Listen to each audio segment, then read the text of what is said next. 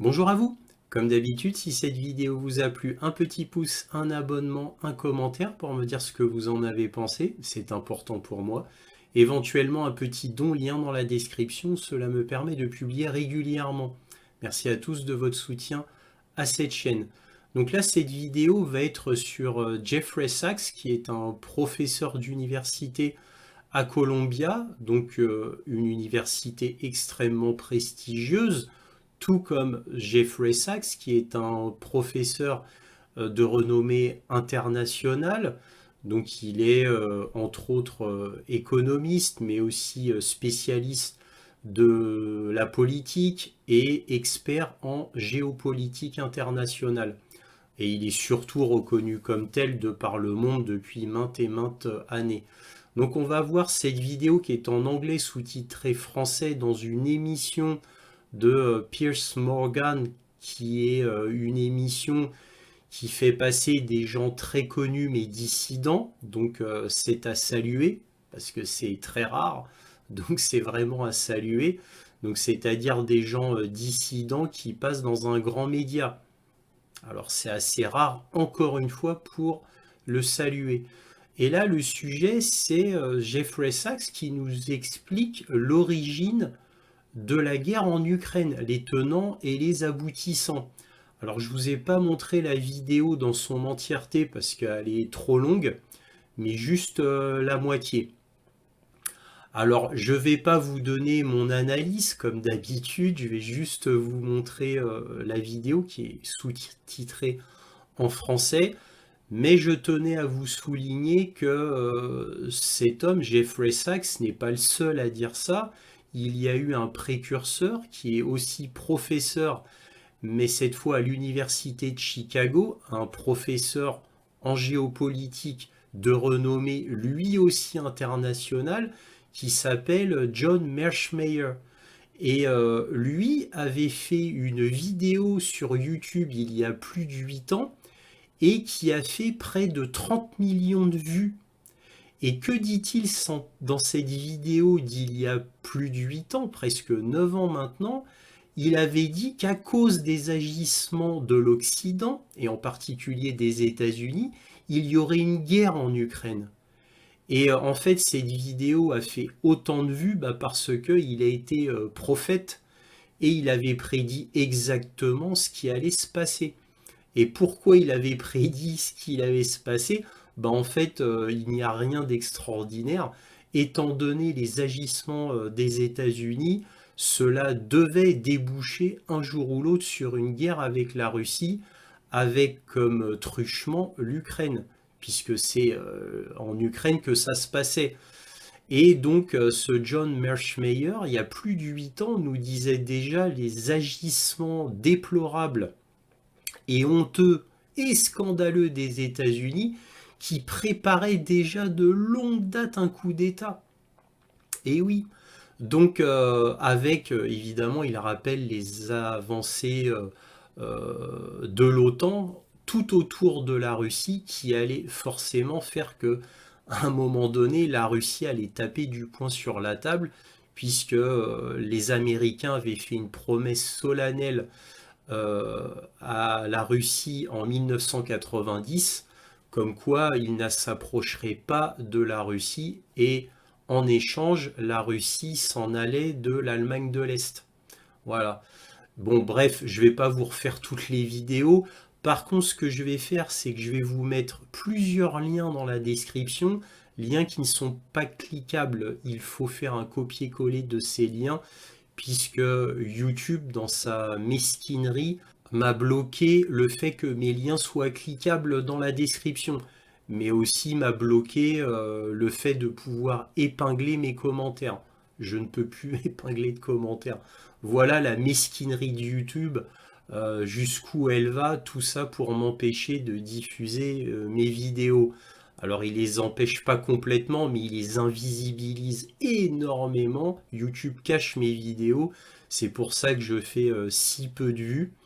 Mais bon, c'est comme ça, je compte sur vous. D'ailleurs, j'en profite pour le dire, pour partager mes vidéos au maximum afin que la vérité se sache et se propage. Et puis aussi pour ceux qui apprécient ma chaîne, afin que ma chaîne puisse décoller. D'ailleurs, je vous en remercie par avance à tous ceux qui font cet effort de propagation concernant ma chaîne. Je les en remercie beaucoup. Bref, je reviens au sujet. Donc j'ai mis beaucoup de liens dans la description. Vous allez voir, et qui sont très très intéressants en rapport direct avec la vidéo bien sûr.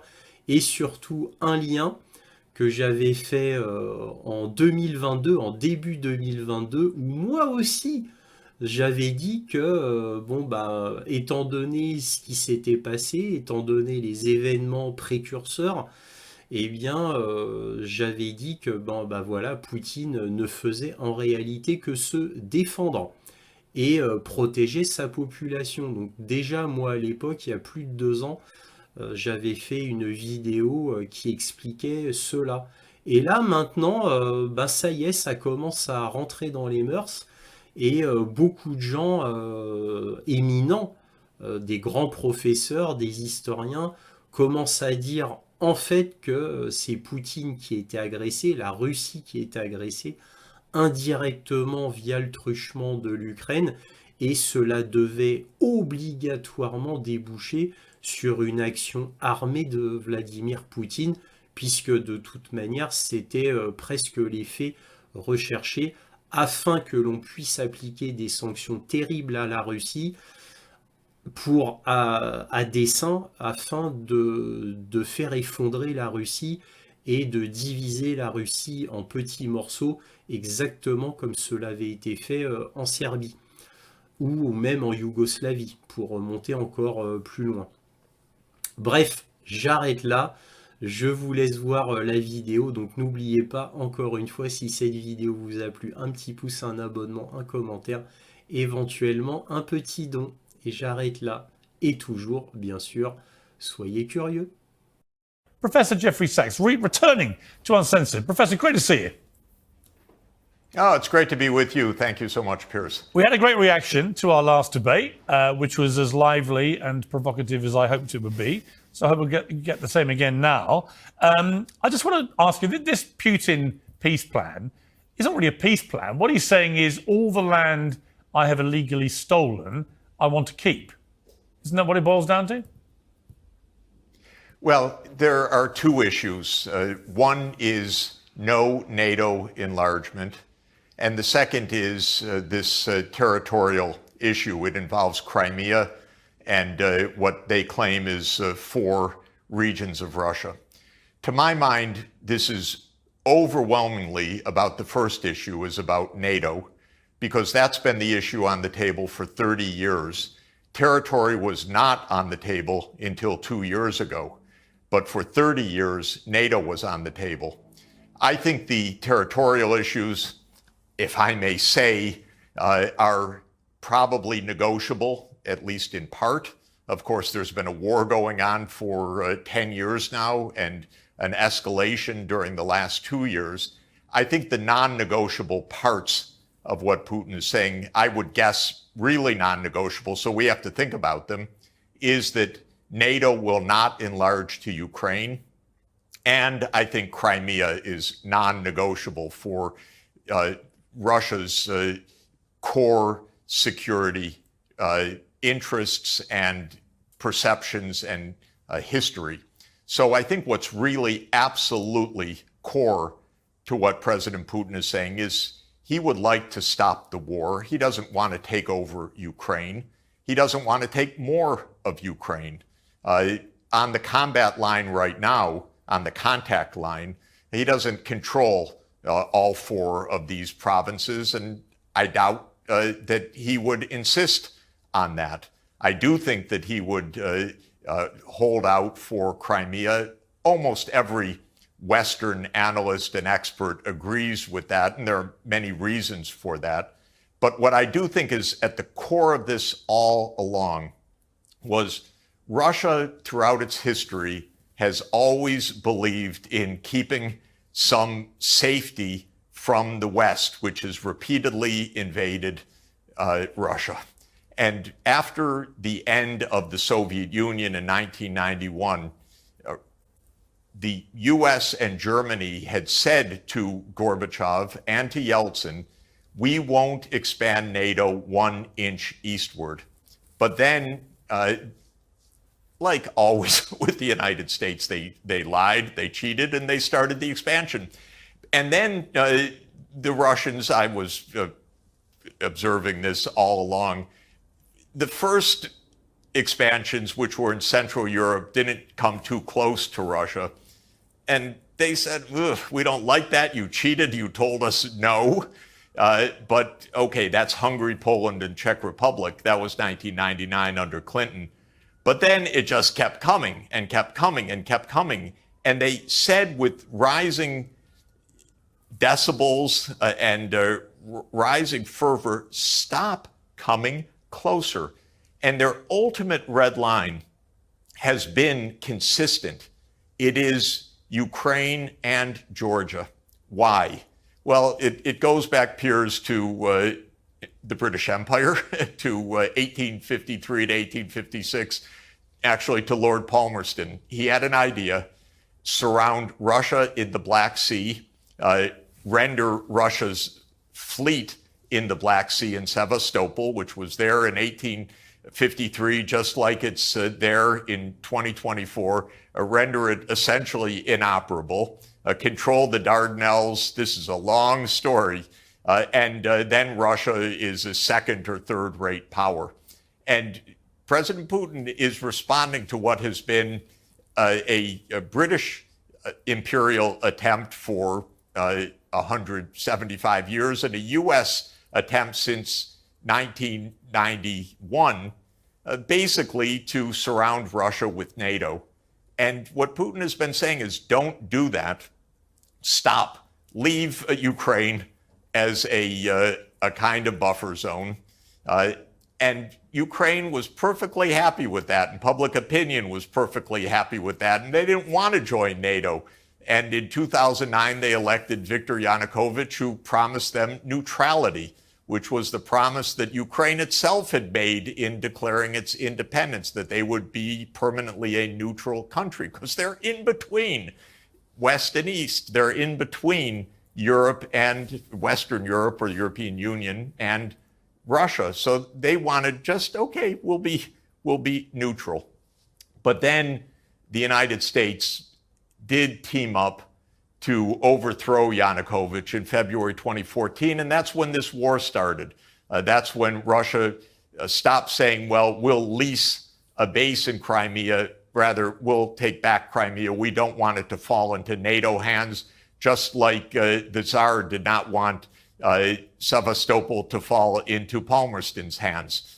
So this is basically a long, long story. I think the rest is negotiable. I basically think either the US and Europe don't understand what they're doing, which is not impossible, or they're still on what has been a 30-year neocon agenda, which I know about in detail, which is get NATO all the way to surround Russia, because that was the plan of Zbigniew Brzezinski and Dick Cheney and others going right back to the 1990s. They still want to do it, and they think they can still accomplish this. Okay. Putin Listen, did not say, I'm going to take all... All right, with respect, you've given a very, very long answer, but I come back to my initial question, which is ultimately... You know, listen, you've been through a lot of the history there, and some of the points are arguable, but a lot of people I've heard express similar sentiments about some of the background to this and about Russia's concern about the encroachment of NATO and so on. But it doesn't change the fact that Russia illegally invaded a European sovereign democratic country, that has helped itself to vast swathes of the land, and that latest polls show that the vast majority of Ukrainian people do not want to cede an inch of the land that's been taken to Vladimir Putin or the Russians. And yeah, he can say, I was concerned about NATO encroachment, but NATO hadn't actually encroached. So he is preemptively doing this. And if ultimately he's allowed to take this land, what message does that send the rest of the world, the rest of Europe, the other neighboring countries to Ukraine? Why should we have any confidence after Crimea, after Georgia, after Ukraine now, that he wouldn't just carry on attacking and invading other neighboring countries? That's where I find your, I wouldn't say trust, I don't think that's the right word, but you seem very reliant on accepting Putin's worldview rather than perhaps the stark reality of the barbarism with which he's executed this war. Yeah, maybe because I know too much about the United States, because the first war in Europe after World War II was the US bombing of Belgrade for 78 days to change borders of a European state. The idea was to break Serbia, to create Kosovo as an enclave, and then to install Bondesteel, which is the largest NATO base in the Balkans, in the Southwest Balkans. So the US started this under Clinton, that we will break the borders, we will illegally bomb another country. We didn't have any UN authority. This was a, quote, NATO mission to do that. Then I know the United States went to war repeatedly, illegally, in what it did in Afghanistan, and then what it did in Iraq, and then what it did in Syria, which was the Obama administration, especially Obama and Hillary Clinton, tasking the CIA to overthrow Bashar al-Assad, and then what it did with NATO illegally bombing Libya to topple Muammar Gaddafi, and then what it did in Kiev in February 2014. I happened to see some of that with my own eyes. The U.S. overthrew Yanukovych together with right-wing Ukrainian military forces. We overthrew a president. And what's interesting, by the way, is we overthrew Yanukovych the day after the European Union representatives had reached an agreement with Yanukovych to have early elections, a government of national unity, and a stand down of both sides. That was agreed. The next thing that happens is the opposition, quote unquote, says we don't agree. They stormed the government buildings and they deposed Yanukovych. And within hours, the United States says, yes, we support the new government. It didn't say, oh, we had an agreement. That's unconstitutional what you did.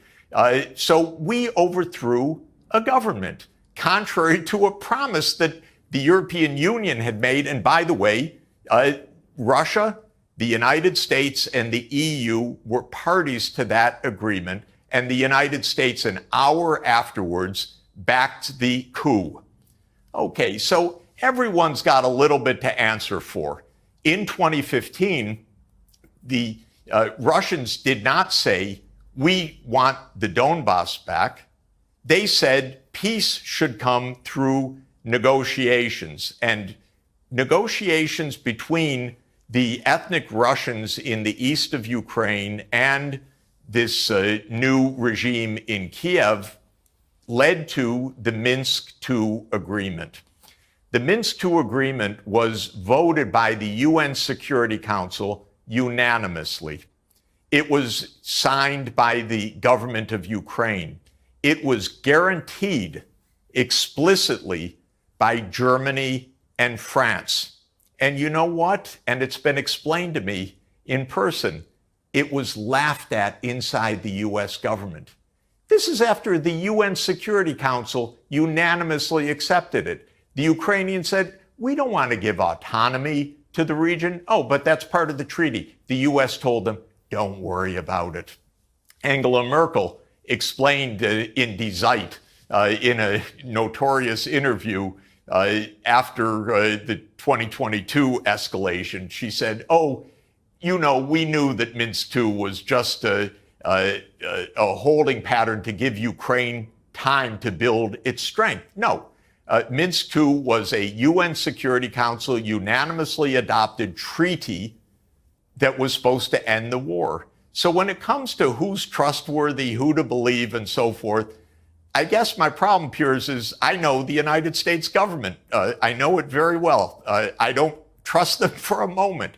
I want these two sides actually to sit down in front of the whole world and say, these are the terms. Then the world can judge, because we could get on paper clearly for both sides of the world. We're not going to overthrow governments anymore, the United States needs to say. We accept this agreement, the United States needs to say. Russia needs to say we're not stepping 1 foot farther than whatever the boundary is actually reached. And NATO's not going to enlarge. And let's put it for the whole world to see. You know, once in a while, treaties actually hold.